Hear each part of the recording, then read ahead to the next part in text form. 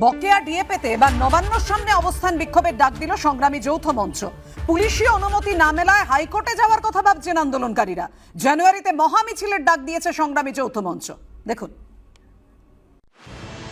রাজ্য সরকারের কাছে ডিএ আবশ্যিক নয়। কারো আপত্তি থাকলে তিনি কেন্দ্রীয় সরকারের চাকরিতে যোগ দিতেই পারেন। দিন কয়েক আগে বিধানসভায় দাঁড়িয়ে ডিএ নিয়ে এভাবেই কড়া বার্তা দিয়েছিলেন মুখ্যমন্ত্রী। আর বকেয়া ডিএ পেতে এবার নবান্নের দরজায় কড়া নাড়তে চলেছে সংগ্রামী যৌথ মঞ্চ।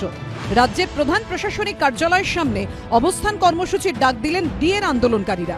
19 থেকে 22 ডিসেম্বর 4 দিন নবান্নের সামনে হবে অবস্থান বিক্ষোভ। যদিও পুলিশ এই কর্মসূচির অনুমতি দেয়নি, এই অবস্থায় নবান্নের সামনে অবস্থানে বসতেছে হাইকোর্টে যাওয়ার কথা ভাবছে সংগ্রামী যৌথ মঞ্চ।